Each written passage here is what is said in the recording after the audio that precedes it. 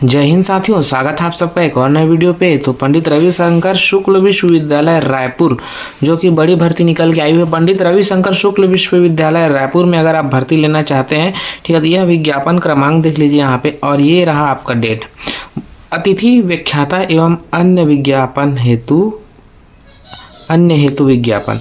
तो अतिथि व्याख्याता की भर्ती होनी है, ठीक है। पंडित रविशंकर शुक्ल विश्वविद्यालय में अगर आप जो है शिक्षक बनना चाह रहे हैं तो यहाँ सुनहरा अवसर आपके लिए है। तो इस वीडियो को बिना स्किप किए हुए देखिएगा। और एक चीज़ और बता देना चाहूँगा, पंडित रविशंकर शुक्ल विश्वविद्यालय की विभिन्न अध्ययनशालाओं में अध्यापक सह अध्यापक के रिक्त पदों के अध्यापन व्यवस्था के चालन हेतु निर्धारित अर्हताधारी आवेदक की अतिथि व्याख्याता अतिथि शिक्षण सहायक के आवेदन पत्र आमंत्रित किए गए हैं। आवेदक अपने समस्त प्रमाण पत्र एवं आवश्यक दस्तावेज के साथ जो है, ठीक है, फोटो प्रति संलग्न करते हुए पूरित आवेदन पत्र के साथ अंतिम तिथि दिनांक 27 दिसंबर को शाम 5:30 बजे तक रजिस्टर्ड डाक, क्या बोला गया यहाँ पे, रजिस्टर्ड डाक अथवा वाहक के हस्ते कार्यालय के पावती प्राप्त करें। कुल सचिव पंडित रविशंकर शुक्ल विश्वविद्यालय रायपुर छत्तीसगढ़ को प्रेषित करेंगे।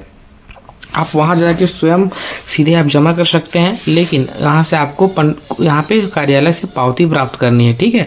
पावती अगर प्राप्त नहीं करेंगे तो कोई मतलब का नहीं होगा। इससे अच्छा है कि आप जो है स्पीड पोस्ट कर दीजिए या डाक कुरियर के माध्यम से 5:30 बजे तक।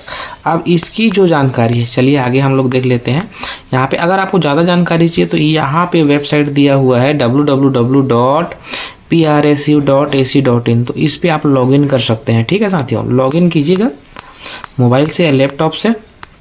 तो जैसे कि मैंने अभी आपको बताया कि ये जो ऊपर का कॉलम है, इसको मैंने आपको बता दिया अतिथि शिक्षक के लिए यहाँ पे भर्ती होनी है। तो अगर आप जो है इसके लिए आवेदक हैं तो बिल्कुल आप आवेदन कर सकते हैं। और आवश्यक शैक्षणिक जो योग्यता है यहाँ पे, अतिथि व्याख्याता को कार्य करने के लिए न्यूनतम शैक्षणिक अर्हता जो कि है विश्वविद्यालय अनुदान आयोग, विश्वविद्यालय और महाविद्यालयों में शिक्षकों एवं अन्य शैक्षणिक कर्मचारियों की नियुक्ति, न्यूनतम अर्हताएं उच्चतर शिक्षा में मानकों के रखरखाव हेतु अन्य उपाय यहाँ पे प्रावधान के अनुरूप होगी, ठीक। और इसमें जो है 55% अंक होना चाहिए, न्यूनतम 50% अंकों के साथ होना आवश्यक। आयु सीमा अतिथि व्याख्याता अतिथि शिक्षण सहायक अधिकतम 65 वर्ष तक होनी चाहिए, ठीक है। और छत्तीसगढ़ के मूल निवासी को प्राथमिकता दी जाएगी। पदों का विवरण जो है यहाँ पे जो है कॉलम बी में प्रदर्शित किया गया है, जिसको मैं अभी आपको बताने वाला हूँ कि कॉलम बी में क्या दिया गया है ना। तो अध्ययनशाला एवं विषय की बोला गया है, तो इसमें अध्यापक शिक्षा संस्थान BA B.Ed, ठीक है। तो इकोनॉमिक्स में आपको यहाँ पे देख सकते हैं, यहाँ पे एक पोस्ट है, पॉलिटिकल साइंस में जो है एक पोस्ट है, और इंफॉर्मेशन साइंस में जो है एक पोस्ट है। यानी ये रसायन में यहाँ पे 2 पोस्ट दिया हुआ था, 2, 3, 4, 5। यहाँ पे देख लीजिए कुल पद कितना बोला है, 5 पदों की भर्ती होनी है अतिथि शिक्षक की, ठीक। यहाँ पे टिप है, इसको टिप को हमेशा पढ़ना, ठीक है। संबंधित विषय में नवीन नियुक्ति, नियमित पद स्थापना, स्थानांतरण के फलस्वरूप पद भरे जाने पर उक्त पद के विरुद्ध कार्यरत अतिथि व्याख्याता या अतिथि शिक्षण सहायक की सेवा स्वयं समाप्त हो जाएगी, ठीक। ये बहुत ही जरूरी है, इसको पढ़ लेना। पदों की संख्या अध्ययनशालाओं की आवश्यकता के आधार पर परिवर्तनीय है। पदों की संख्या में परिवर्तन करने का अधिकार विश्वविद्यालय प्रशासन में सुरक्षित होगा, ठीक। और अतिथि व्यवस्था के अंतर्गत 15 जून 2025 तक कार्य संपादन कराया जाएगा। मतलब कि जून तक का रहेगा, आप अगर आवेदन कर रहे हैं तो 15 जून तक रहेगा। कार्य संतोषप्रदक होने पर अतिथि शिक्षक की नीति के प्रावधान के अनुसार आगामी सत्र में कार्य कराने जाने हेतु विचार किया जाएगा, ठीक है। विचार किया जाएगा, है ना। जून तक के लिए रहेगा आवेदन। निर्धारित प्रपत्र में मूल निवासी प्रमाण पत्र पहला 10वीं का होगा, दूसरा 12वीं का, स्नातक का, स्नातकोत्तर का सेट है, नेट में किए हैं, MPhil किए हैं, PhD किए हैं, अनुभव प्रमाण पत्र संलग्न करें, ठीक। अब जो है यहाँ पे बोला जा रहा है 27/12/2024 संध्या 5 बजे कार्यालय समय डाक के माध्यम से आपको भेजना है या स्वयं उपस्थित होकर करना है, ठीक है। और यहाँ पे ईमेल से भेजे गए आवेदन पत्र मान्य नहीं होंगे, ठीक।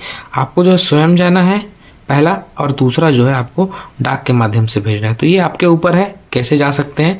तो अंतिम तिथि तक महाविद्यालय में प्राप्त आवेदन पत्रों पर अतिथि व्याख्याता नीति के आधार पर अंक प्रदान किए जाएंगे। तो इस चीज को देख लीजिएगा। और दावा आपत्ति साक्षात्कार समिति के समक्ष रखा जाएगा।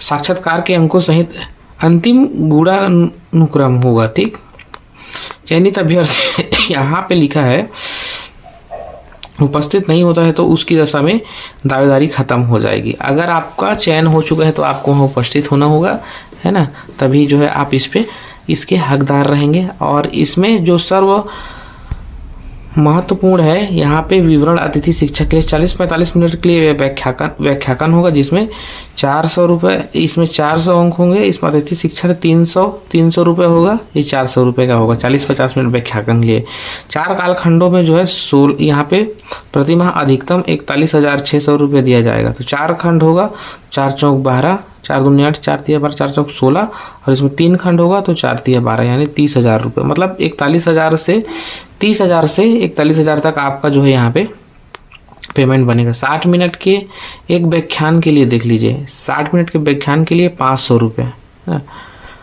4 कालखंड के लिए प्रतिदिन अधिकतम मानदेय 2,000 रुपये बनेगा, यानी कि प्रति माह जो इसमें 50,000 रुपये होगा आपका, है ना। और इसमें 1,400 रुपये रहेगा, 350 रुपये यहाँ पे 60 मिनट के व्याख्यान के लिए। तो यहाँ पे आपका 35,000 रुपये वेतन रहेगा। देख लीजिए साथियों, बहुत ही बड़ा अमाउंट है। प्लीज़ आवेदन कर लेना। तो आवेदन जो है, आवेदक बंद लिफाफे के ऊपर पत्राचार का पता कुल सचिव पंडित रविशंकर शुक्ल विश्वविद्यालय के नाम से रहेगा यहाँ पे, और के रूप से लिखेंगे। और इसको पूरा देख लेना साथियों। कहीं पर भी अगर आपको दिक्कत हो रहा है तो मुझे कमेंट कर लीजिएगा। और संस्थान में इस व्यवस्था के अनुरूप यदि कार्यरत, यदि लगातार 15 दिवस तक अनुपस्थित रहता है तो स्वतः समाप्त हो जाएगी, सेवा जो है स्वतः समाप्त हो जाएगी। इस चीज़ का ध्यान दीजिएगा। और यहाँ पे जो है अतिथि शिक्षक प्रक्रिया एवं समस्त सेवा शर्तें जो है छत्तीसगढ़ शासन के अतिथि व्याख्याता के नियम के अनुसार होगी, है ना।